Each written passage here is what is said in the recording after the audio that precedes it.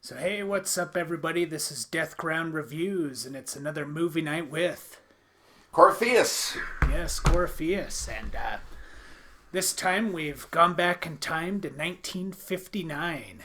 The film stars Vincent Price, and it's called The Bat. Yes, The Bat.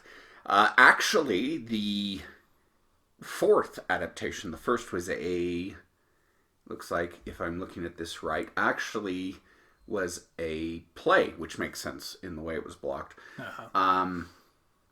It's the adaptation of a story from 1908, a novel called The Circular Staircase. Oh my goodness. By Mary Roberts Reinhardt. There's the book I got to get on my list to review right there. That's cool. Cool. So, originally distributed as a double bill with the British Hammer film The Mummy. That's another one we'll have to get into. Yes, absolutely. It stars, of course, the wonderful Vincent Price, and also stars Agnes Moorehead, which many may have remembered from the old Bewitched series. She was the mother-in-law. Okay. Also played a whole variety of roles. And then a number of characters that if you watched films of that era, you'll recognize pretty quick. Kind of a fun little murder mystery. We walked into it, neither of us had seen it. For me, man, it was very different than what I imagined. So, I mean, I know you're going to summarize in a sec, but I was imagining like something with a weird fantasy creature, some kind of bat creature, you know? That's what I was expecting. Oh, totally. But not what we got. But yeah, feel free to summarize a little of the synopsis. Well, like I said, actually it had originally, it was billed kind of as a horror, but everyone has pointed out, and is kind of well pointed out by others, it really is more of a murder mystery. Yeah. Our main character, or one of our main characters here, Agnes Moorehead, who plays Cornelia Van Gorder, who is a mystery author. And she's renting a summer home in a small town. And the background of this is, she is renting the home of a local bank president who is out hunting with the wonderful Vincent Price as Dr. Malcolm Wells. Turns out he has stolen money from the bank, and he tries to make a deal to split the money with Wells, to help him fake his own death, as he's the coroner of the town that they're from, as well as the main doctor.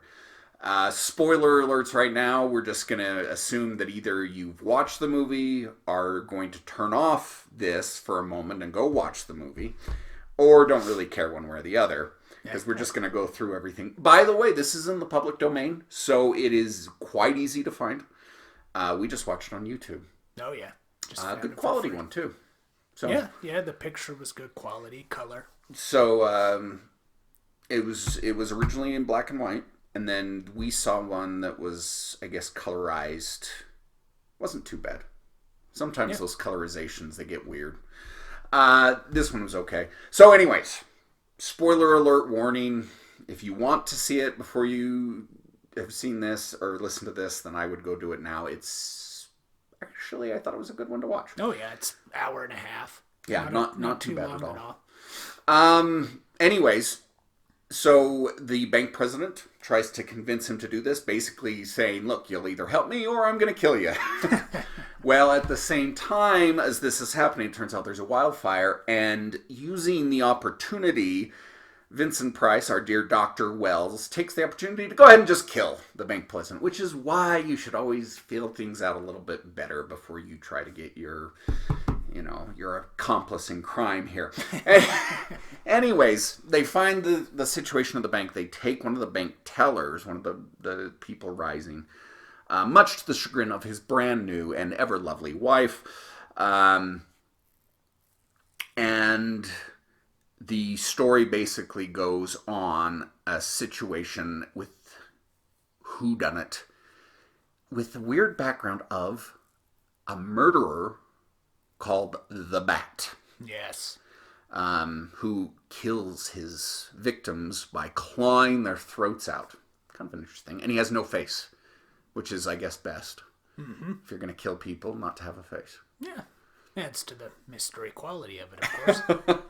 So, I gotta say, not what I was expecting at all. I was like you. I was expecting kind of a fantasy or some sort of monster. Okay. I think it sounds like, just reading through this, a lot of people did. And maybe led to the reason why it didn't have a very good reception in its own day. Oh, okay. Interesting. It has actually gotten more credibility and has found more fans as the years have gone on. Right. But as we were saying, the thing about this is it's kind of a cool thing to watch in the sense of it really does, the blocking and the way they set up scenes very much look like a play. And they're just starting to, I don't know, it seemed like it was that weird transition of, we're going to take this and we're going to start using the advantage of film, but they're still doing everything like a play. So a lot of those scenes are set up the way you would imagine a play to be set up. It's all from the same angle, and they kind of go through. Right. I noticed the actors, too, the way they talked. Seemed like on a stage play, they would talk louder. Yeah.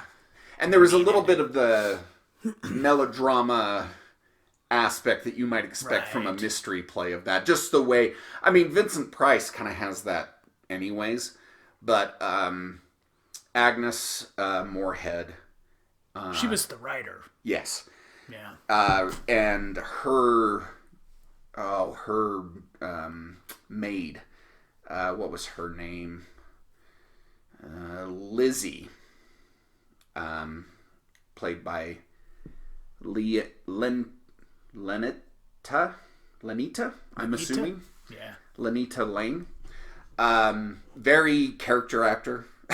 It was like, I mean, just very character actory. Some of the other actors were a little less stellar.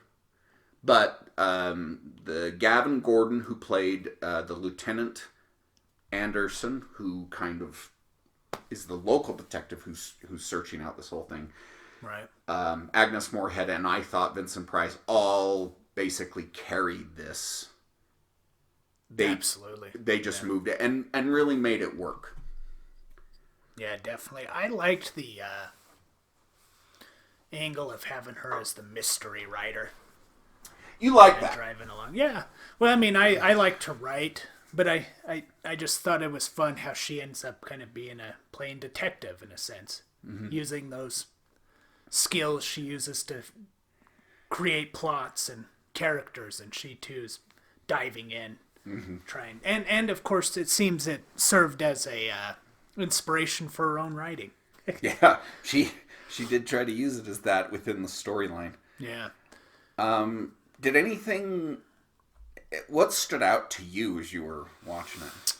I know there was a couple scenes that you really got into. You know what? This is kind of interesting, actually. I'm glad you asked that. I really enjoyed the coziness of the house in the story. I was really excited by how the two ladies, the mystery writer and her caretaker, how they're like, oh, we have to room up together and keep our eyes out for it and lock the door, and how they're trying to figure out, how to alert themselves if he comes in. They had that, what was that swinging door above the door? What are those called? Oh, I don't know. I can't remember what they're called, but they put some object up there so if he came through and knocked it off, they would hear it. Totally didn't work. No, didn't work at all. But it was a good thought. Shoot, you bet. I guess what it was is this sounds silly, but it produced the same excitement in me as being a young kid having a sleepover with my cousins. Oh, I see. You know what I mean? And maybe one of the older brothers or sisters is coming in to try to scare you. It was the same kind of feeling I got from it. Maybe I was supposed to feel more, but I was still pleasured by that excitement, that type of excitement. But yeah, that was, and just the house. I was interested in the house and how big it was and what secret rooms could exist in there. And we did come across some secret rooms. Yeah, there was a couple little secret nooks and crannies. Yeah, there's that other scene when Agnes Moorehead's character gets stuck in that secret chamber by the fireplace, and she can't breathe. Now that part did get to me. I was actually kind of on the edge of my seat. I was like, come on, you guys gotta hear her or something. Get up there, and she's pounding the wall, or she was trying to. That part was pretty suspenseful for me. I like that. I think she did an excellent job. It's funny because there was actually a note put in here put that scene as a gaffe, because someone apparently you gotta love. It's kind of one of those interesting things of the age and how obsessed we become, and I'm sure this was done even before. Everyone's like, well, there would obviously still be plenty of room in that air. There air in that room, considering the cubic feet and how long they were searched. Which who cares? But I think you bring up the good point, which is it was good enough that you suspend that disbelief watching it, and you just run with the character. Agnes was acting well enough. Yeah. That it did, and yeah, I just didn't care. That did cross my mind. I'll be honest. When we were watching it did. But it's a story. Mm.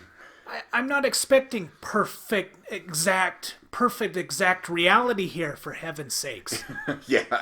This guy wearing a bat costume going around that right there, there's all kinds of ridiculous elements to it that if you thought really hard and analyzed really hard, you could realize how ridiculous it is. But when I go in to watch a movie, I'm going in with the intention of suspending disbelief. I guess for me, that's the experience. And so I want to do that. Right. And I have met those folks that go into it just looking to bash the hell out of it. Yeah. Because, they want something to complain about and criticize. But yeah. Well, and I think that's the thing. There is one other actor that I should know, because I think he did a really good job, which is the guy who plays Warner, the chauffeur. Oh, okay. Other than he seemed a little upper class for the character that they gave him, right. But it made him kind of interesting. It was like, what's his deal? Yeah. John Sutton, very famous actor. Sutton. British actor. What else is he in? Let's see. He is... he's got a huge... I'm trying to see if there's one... The 1948 Three Musketeers. He was the Duke of Buckingham. I'm trying to look at some of these that might be a little bit older. I've missed some treats. Return of the Fly. Really? Yeah. What year was that? The Return of the Fly was 1959. Wow, cool. As something. Count of Monte Cristo, the TV series, as Delafort. I don't know how they say it. I've seen them. Yeah. And I think if you've watched a lot of those older kind of 1940s, 1950s movies, a lot of these seem like, yeah, you would have at least seen them somewhere in there. Right.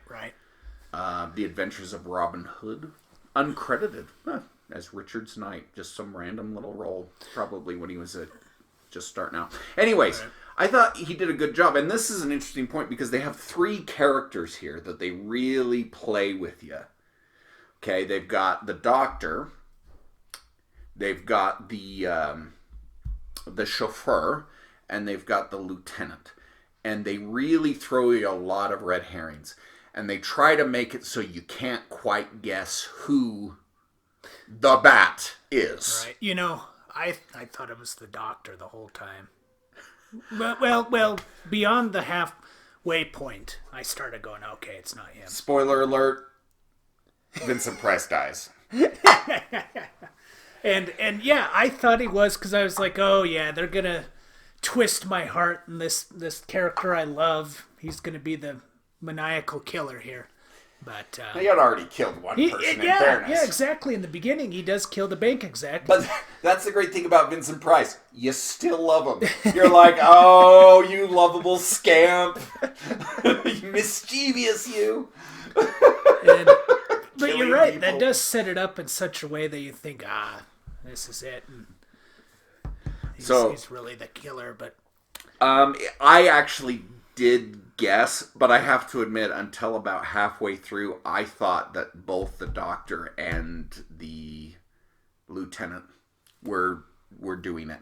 And I mean, I don't mean that they both knew it and were trying to work together. I thought that they were each just using the persona of a killer, Yeah. to try to get it. And this was a little confusing. I was okay. So the lieutenant, the police officer, was the killer. Right. Everyone who's listening to this knows. Was he always the killer, or was he just using the killer's persona? Because he did have this one line where he's like, "I've let some see my face before they've died," and I'm like, "Wait, so he's always the killer? He wasn't just using this as a?" And so I was a little confused by that. Yeah, I don't know. But I actually think they did a good job thriller-wise. It's a very... Some people have pointed out this, like, by the numbers, and I have to agree. I mean, it's a very... Was he meaning, when he said that, was he meaning, like, there were moments when he was near the house or in the house? I have no idea. Died? Like, they did a good job. There were those scenes when he was with the doctor and the writer character investigating. And he would say, oh, what was the line? Sorry, I keep losing my thought. But he was saying something like a line of, you haven't seen me in this house, or you're... Yeah, I can't... Sorry, guys. I'm losing... I can't remember. Not sure where you're going with that one, so... Oh, it was... He said it a couple times in the movie, too, and it worked great. Yeah, I can't remember what you're asking about, sorry. I think they did a good job because they set it up. We've learned right from the beginning that Lieutenant Anderson is invested in the bank and it stands to lose a lot of money if it isn't found. So he obviously has a motive write-off. We understand that the doctor has a motive write-off. And they threw Warner in, but Warner to me was the obvious red herring. Yeah. From the very beginning, they set it up well. They gave you the question, but there was like, nah, he's obviously not it. Like, it was just, like, for me, I was like, yeah, it's not working for me.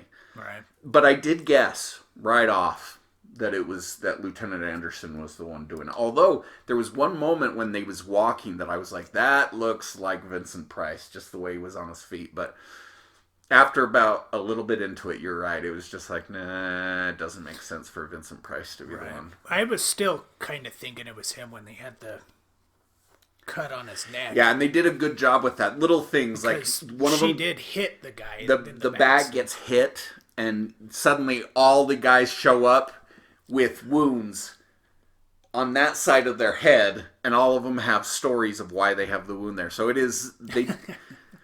So I gotta okay. Let's be honest. It was a good one. It wasn't a great one. No. It was a relaxing one. Like I said, yeah, it was kind of like having a slumber party with my cousins. Yeah. Like, this is one I could see, like, at a family Thanksgiving, like, in the back. If you guys kind of like those mysteries, you got everyone from really, like, grandparents all the way down to younger kids. I will be honest, a lot of the backstory and the stuff going on with the bank exec, I wasn't paying attention to really at all. Yeah. But when the bat came on, man, I was hooked. So I would say this is one thing I would think. They did a really good job with the cinematography in this, in that they were able to really play with shadow and light, I thought, quite well. Like when that one guy's found in that closet. Yeah, that was a beautiful scene. That was an interesting scene. I would actually love to see this one as a remake. Really? I would like to see them bring this in, and I don't usually, sometimes I'm like, dude, just leave it. Don't. Well, they've already remade it so many times. Well, it's the newest thing in Hollywood. Just keep remaking things. Sometimes even, just a couple years old. How would you want them to approach it differently? I think they could. I just think I would do the entire thing from the perspective of Agnes Moorehead, and I would have her really be a detective in this and push forward and learn everything. So instead of us being given just random information, Like, oh, here we this and here this. Actually have her dig it up with her mate. You know, with her personal assistant. And I think when you said real detective, so she's on the police force? Okay, she's still the writer. And I'd say even keep it in the same era. Like, let this be in those era kind of thing. In the 50s. But go ahead and just redo it and put her... I think she did an excellent job. She was very strong and feminine. An excellent character. I would like to see her brought in. I don't know who you'd get to play her. But this is one of those that I think I'd give it like a C plus B minus range. It's a fun watch. Yeah. It's a really good storyline. There's some major flaws, but you'll enjoy it. That's what I think. I agree. I'm about on the same page. I think this is a fun era, though. I think we'll have to hit a few of these. Oh, absolutely. I think you liked it a little better than me. I think so. But I still thought it was fun and a relaxing film. I do want to see the more supernatural. This was the monster movie era. And that's what I missed. I kind of wanted the monster movie. I wanted I thought it was going to be a real bat monster. I thought the doctor was going to be a mad scientist or something. Yeah. And he creates a bat creature, but... But it was fine for what it is. Yeah. So that's my suggestion. If you want something on the background and a nice family gathering, this is the movie I'd suggest. There you go. The Bat, people. Vincent Price. Always a good choice. There will be more Vincent Price films to come. But I guess that wraps us up, huh? Got nothing else to say. Well, cool, guys. This is DeathGroundReviews. We'll wish you a good night. Pleasant dreams. Yep.